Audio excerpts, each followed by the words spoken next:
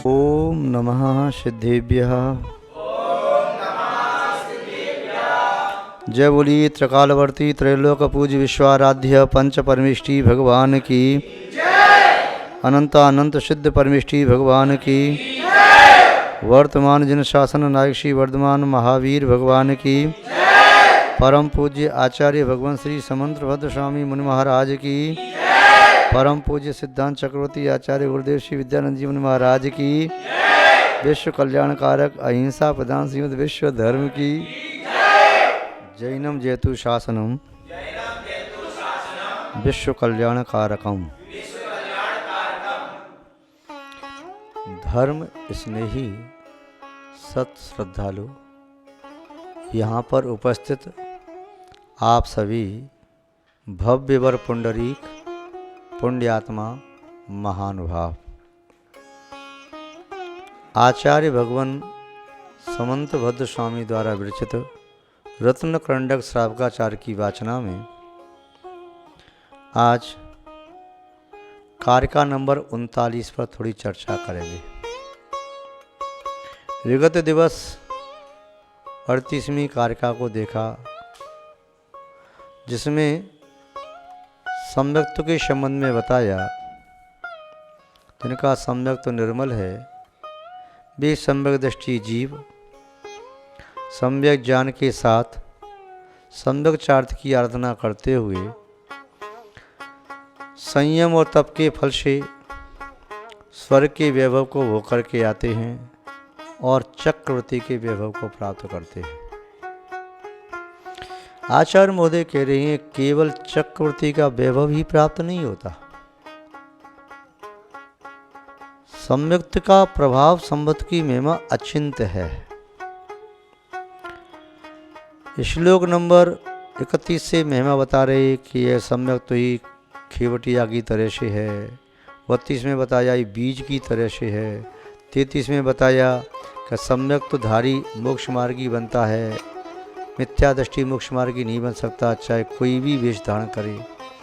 34वें श्लोक में बताया सम्यक्त के समान तीनों लोकों तीनों कालों में संसारी प्राणी का कोई हितकारी नहीं है और मिथ्यात्व के समान कोई अहितकारी नहीं है।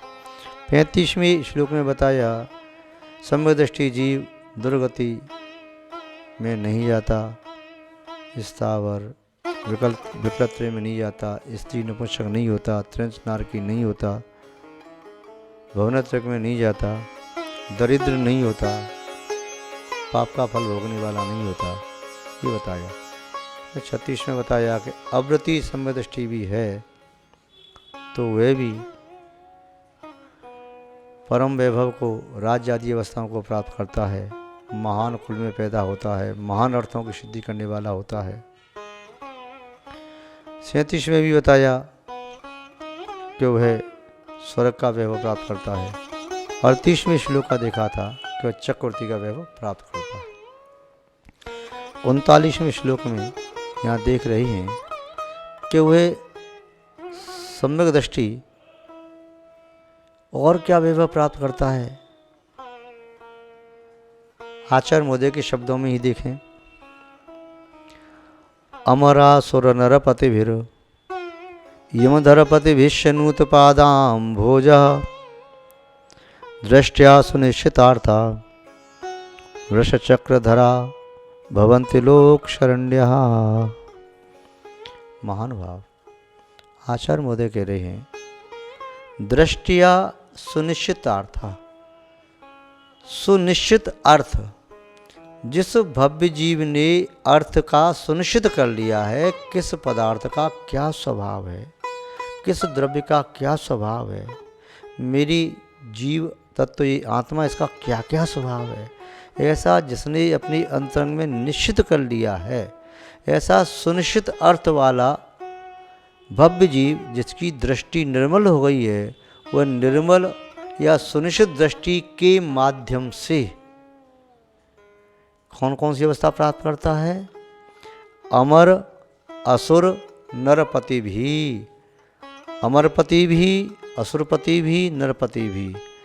अमरपति माने स्वर्ग के देव, उनका पति इंद्र, सौधर्म आदि इंद्रियों के द्वारा, अश्रुपति यानी भवनवासी आदि इंद्रियों के द्वारा, भवनवासी के साथ साथ वाणविंतर जोशी के इंद्र भी ले लेना चाहिए, नरपति चक्रवर्ती आदि के द्वारा, तथा यमधर, यम कहलाता है संयम, महाव्रतों को यम कहते हैं। जिन्होंने महाव्रतों को धारण किया है, यम को धारण किया भी यमधर, यमधर माने मुनि महाराज, और यमधरों के पति ही मुनि महाराजों के स्वामी गणधर परमेष्ठी आचार्य परमेष्ठी। तो यमधर पति भी इनके द्वारा भी नूत पादाम भोजा, पाद अम्भोजा नुतः, इनके द्वारा भी जिनके चरण कमलों की पूजा की जाती है वे कौन? वृष चक्र धरा, धर्म चक्र को धारण करने वाले भवंती होते हैं। लोक शरण्य, तीनों लोक जिनकी शरण को प्राप्त करना चाहता है ऐसे होते हैं। कौन? तीर्थंकर। कौन होता है? जिसकी दृष्टि निर्मल है। तीर्थंकर मिथ्या दृष्टि नहीं होते हैं। मिथ्या दृष्टि तीर्थंकर प्रकृति का बंध नहीं कर सकता। चक्रवर्ती का वैभव तो मात्र 6 खंड में होता है। चक्रवर्ती तो 6 खंड के व्यक्तियों के द्वारा सम्मानीय पूजनीय भले ही हो जाए।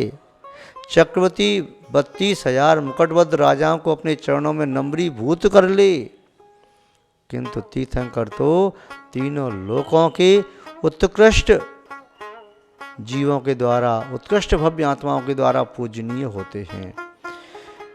उत्कृष्ट शब्द ही क्यों कहा? क्योंकि निकृष्ट शब्द तीर्थंकर की पूजा कर नहीं सकता। जिसने पूजा कर ली वो उत्कृष्ट ही होता है। पूजा जो नहीं कर पाता है वो निकृष्ट होता है, नरक आदि दुर्गति को प्राप्त करता है। पूजा करने वाला दुर्गति, दुख या दुर्अवस्था को प्राप्त करे तो पूजा व्यर्थ चली जाएगी। इसलिए जिसे दुर्गति में जाना है, जिसे दुखों को प्राप्त करना है, जिसे दुरावस्था को प्राप्त करना है, वह अनंत भगवान की शरण में आ ही नहीं पाएगा। वह तो संसार में व्याप्त अन्य कुदेव आदि की शरण में जाएगा। वह कुमार्गगामी होगा, व्यसनों का सेवन करेगा, पापों में लिप्त हो जाएगा, कसायों का पोषण करेगा, किंतु अनंत भगवान की बताई मार्ग पर नहीं चल सकता। वह तीर्थंकर की शरण को प्राप्त नहीं हो सकता। तो तीर्थंकर जो लोक के लिए ये शरणदाता होते हैं, ये तीर्थंकर वृष चक्र धरा, धर्म चक्र को धारण करने वाले होते हैं। चक्रवर्ती तो चक्रधरा होते हैं, वो सामान्य चक्र शत्रु विजित चक्र को धारण करते हैं, बहिरंग शत्रु, किंतु तीर्थंकर अंतरंग शत्रुओं को जीतने वाले धर्म चक्र को धारण करने वाले होते हैं। कैसे होते हैं तीर्थंकर? आप सब लोग उनके संबंध में जानते हैं। तीर्थंकर वे होते हैं जो तीर्थ करने वाले होते हैं। तीर्थम करोति थी तीर्थंकरा। जो तीर्थ को करने वाले होते हैं वो तीर्थंकर होते हैं। तीर्थ क्या है? जिसका आश्रय पाकर के भव्य जीव संसार सागर को तिर जाएं, वह तीर्थ कहलाता है। जैसे नदी को तिरना है तो नाव के माध्यम से, समुद्र को तिरना है तो किसी पानी के जहाज के माध्यम से, छोटा मोटा गड्ढा पोखर तिरनी है तो छोटी पनडुब्बी, लकड़ी या मटका या ट्यूब या खाली पीपा के माध्यम से, किंतु संसार सागर तिरना है तो तीर्थ के माध्यम से। क्या है वह तीर्थ? तीर्थ 2 प्रकार के होते हैं, चेतन और अचेतन। अचेतन तीर्थ होते हैं जहाँ भगवान का गर्भ, जन्म, तप, ज्ञान, कल्याणक मनाए गए या निर्माण हुआ तो सिद्ध क्षेत्र। चेतन तीर्थ होते हैं मुनि, आर्यका, श्रावक, श्राविका, इच्छार होते हैं। और वास्तव में तीर्थ मूलतः माना जाए तो तीर्थ है रत्नत्रय, सम्यक दर्शन, सम्यक ज्ञान, सम्यक चारित्र, यही तीर्थ है। इसका आश्रय लेने पर इसी को बनाओ नौका। नाव में यूँ 2 बल्लियाँ होती हैं, ऊपर से यूँ कवड़ होती है, फिर पतवार होती है खींचने के लिए, एक इधर से एक इधर से। तो जिसकी नाव सम्यक दर्शन और सम्यक ज्ञान की दो बल्लियों के माध्यम से यूँ बनी है, जिसमें एक साइड की पतवार सम्यक चारित्र की है, एक साइड की पतवार सम्यक तप की है, और पुनः सामने देखता जा रहा है स्थिरचित्त होकर के ध्यान के माध्यम से। ऐसे रत्नत्रय की नौका में बैठ करके ही संसार सागर को तिरा जा सकता है। रत्नत्रय की नौका के बिना कोई संसार सागर तिर नहीं सकता। तो तीर्थंकर स्वयं संसार सागर से तिरते हैं और अन्य भव्य जीवों को भी संसार सागर से पार करते हैं। तो तीर्थंकर वे होते हैं जिनके मुख्यतया 5 कल्याणक होते हैं। कोई 3 कल्याणक वाले, 2 कल्याणक वाले तीर्थंकर भी होते हैं विदेश क्षेत्रों में, किंतु भरत क्षेत्र अराब क्षेत्र में 5 कल्याणक वाले तीर्थंकर होते हैं। कल्याणक शब्द का अर्थ होता है कल्याण करने वाला। उत्सव, तीर्थंकर भगवान जब गर्भ में आते हैं तब भी उनका इतना बड़ा महोत्सव मनाया जाता है, 4 निकाय के देवों के द्वारा, मनुष्यों के द्वारा बड़ा महोत्सव, जिस धर्ममय महोत्सव को देख करके व्यक्ति अपने आत्म कल्याण की प्रेरणा प्राप्त कर लेते हैं। वह गर्भ कल्याणक, जब उनका जन्म होता है तो तीनों लोकों में क्षण भर की शांति छा जाती है, तीनों लोकों में। और जन्म कल्याण का महोत्सव उनकी जन्म नगरी में नहीं, पांडु शिला पर, सुमेरु पर्वत की पांडु शिला पर जाकर के संपन्न करते हैं। भरत क्षेत्र के पांडु कमला, रक्ता, रक्ता कमला, ऐसे 5 मेरु हैं, उन पर 4-4 शिलाएँ हैं। तो वहाँ पर उस क्षेत्र के तीर्थंकरों का वहाँ पर अभिषेक होता है। तो जन्म कल्याणक सौधर्मेश्वर का इंद्र बड़े वैभव के साथ जन्म महोत्सव मनाने के लिए आता है। उस जन्म कल्याणक मनाने में भी वह पुण्य का संचय करता है। तीसरा उनका महोत्सव होता है दीक्षा का महोत्सव। दीक्षा कल्याणक भी भव्य जीवों को कल्याण करने में निमित्त बनता है।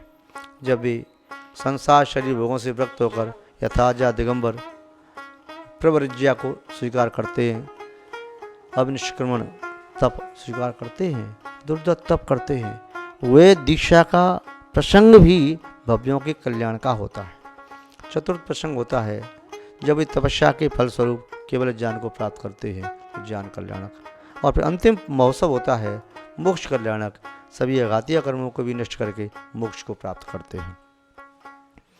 ये 5 ही कल्याणक होते हैं, 6वां कल्याणक नहीं होता। तो माता बहनें बोलती ना, महाराज जी हमारे बेटे का कल्याण कर दो। क्या कल्याण कर दो? आशीर्वाद देव से शादी हो जाए।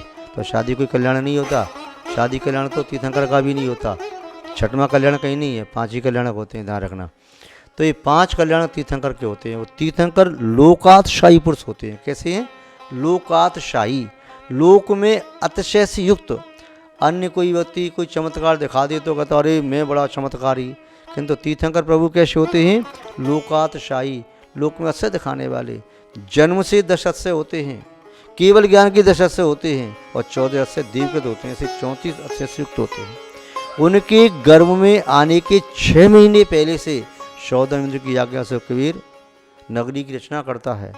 उनका ये प्रभाव, गर्भ में आने के 6 महीने पहले से रत्नों की वर्षा प्रारंभ होती है। एक संध्या काल में 3.5 करोड़ रत्नों की वर्षा होती है। एक दिन में 4 बार रत्नों की वर्षा होती है। 14 करोड़ रत्नों की वर्षा होती है। एक दिन में कितनी होती है? 14 करोड़। 14 करोड़ का आशय हुआ 56 करोड़ की चौथाई। 56 करोड़ की चौथाई कितनी हुई? आज लोक व्यवहार में कहते हैं ना, हे भगवान हमारे घर में भी 56 करोड़ की चौथाई आ जाए, मतलब हमारे आंगन में भी 14 करोड़ रत्नों की वर्षा नित्य होवे। इनडायरेक्ट कह रही हैं कि हमारे घर में भी तीर्थंकर जैसे प्रभु का जन्म होवे। किंतु ऐसे तीर्थंकर की पदवी प्राप्त होती कैसे है? तीर्थंकर की पदवी प्राप्त होती है शुद्ध सम्यक दर्शन को प्राप्त करके, दर्शन विशुद्ध आदि 16 कारण भावना भाने से। मिथ्या दृष्टि 16 कारण भावनाओं को नहीं भा सकता। सम्यक दृष्टि होना जरूर है, जरूरी है। अगर दृष्टिया सुनिश्चितार्था, जिसकी दृष्टि बिल्कुल अटल है, अडिग है, जिन्होंने इच्छा की सम्मति को प्राप्त कर लिया, या शिवसम वाले भी हैं किंतु फिर भी उनकी दृष्टि में निर्मलता है। प्राणी मात्र का कल्याण करने की भावना, संक्लिष्टम दया। आचार्य अकलंग स्वामी जी ने लिखा राजवार्तक में कि तीर्थंकर प्रगति के बंध में मुख्य कारण है। संक्लिष्टम दया, इतनी दया कि मैं प्राणी मात्र का कल्याण कैसे करूं। ये भगवान ऐसी शक्ति प्राप्त हो कि मैं प्राणी मात्र का कल्याण करूं। ये संसार में दुखी हो रही हैं, इनको सबको निकाल के बाहर कर दूं, मोक्ष में पहुंचा दूं। ये अनंत बार जन्म लिया मरण किया करते चले आ रहे हैं, इनको मैं कैसे पार करूं। ये जब तीव्र भावना होती है तो तीव्र भावना से ऐसी शक्ति प्राप्त हो जाती है कि तीर्थंकर प्रतिज्ञा बंद हो जाता है। महानुभाव, तीर्थंकर प्रभु कितनी पुण्यात्मा होते हैं, बड़ी ध्यान से सुने, एक अच्छी बात बता रहे। तीर्थंकर प्रभु की सेवा करने वाला, पांचों कल्याणक मनाने वाला, सौधर्म इंद्र नियम से अगली भव से मोक्ष जाता है। तीन लोक में विद्यमान कोई भी नारी अगले भव से मोक्ष जाए ऐसा नियम नहीं है, किंतु तीर्थंकर बालक को श्रृंगार करने वाली सची इंद्राणी नियम से अगली भव से मोक्ष जाती है। तीर्थंकर की वैराग्य की अनुमोदना करने वाले लोकांतरिक देव अगली भव से नियम से मोक्ष जाते हैं। तीर्थंकर के पिता के दरबार में आने वाले लोकपाल अगले भव से मोक्ष जाते हैं। दक्षिणेंद्र अगले भव से मोक्ष जाते हैं। और तीर्थंकर जहाँ से च्युत होकर के आए, सर्वासिद्धि के या विजय वैजयंत अपराजित जयंत और सर्वासिद्धि विमान, 5 पंच अनुत्र विमान, 9 अनुदृश्य विमान, 9 ग्रीविक विमान, 16 स्वर्ग, यहाँ से मोस्टली तीर्थंकर आते हैं। तो उन तीर्थंकर जो देव अवस्था में, इंद्र अवस्था में, ऐमिंद्र अवस्था में थे, उनके साथ रहने वाले वे ऐमिंद्र सखा भी, वे भी थोड़े काल में नियम से मोक्ष जाते हैं। तीर्थंकर जैसे जीव का सानिध्य अभव्य जीव को नहीं मिलता। वह भव्य होता है, आसन भव्य होता है, निकट भविष्य में नियम से मोक्ष आता है। महानुभाव, कदाचित अपवाद में कोई तीर्थंकर नरक से निकल के भी आए तो वे नारकी जीव 6 महीने पूर्व देव उनकी व्यवस्था बनाते हैं, प्रकोटा खींचते हैं, उनके लिए साक्षी होती है। उन तीर्थंकर नारकी के साथ रहने वाला नारकी भी अल्प भव में मोक्ष प्राप्त करेगा। ये नहीं सोचना कि तीर्थंकर के साथ रहने वाला नारकी मोक्ष नहीं जाएगा। वह तो स्वर्ग के देवों की बात कह दी। या तो वैमानिक स्वर से च्युत होकर के आते हैं तीर्थंकर, या नरक से निकल करके आ सकते हैं, किंतु वे नियम से मोक्ष प्राप्त करने वाले होते हैं। तो ऐसे तीर्थंकर के वैभव को प्राप्त करने वाला शुद्ध समदृष्टि होता है। आचार्य भगवान समंत गोस्वामी कह रहे हैं, इसलिए हे भव्य जीव, अपने सम्यक्त को निर्मल बनाओ, श्रावकों के व्रतों का पालन करो, ज्ञान की उपासना करो, देव शास्त्र गुरु की भक्ति में रम जाओ, तुम्हारी आत्मा का कल्याण सुनिश्चित है। ऐसा आचार्य महाराज का भाव है। इन्हीं सद्भावनाओं के साथ आप सबका भी मंगल हो, शुभ हो, कल्याण हो, ऐसी हम भावना भाते हैं और अपनी शब्द श्रृंखला को विराम देते हैं। शेष पुण्य कवि आज बस इतना ही। जय बोलिए श्री शांतनाथ भगवान की, परम पूज्य आचार्य गुरुदेव श्री विद्यानंद जी महाराज की, अहिंसामय विश्व धर्म की।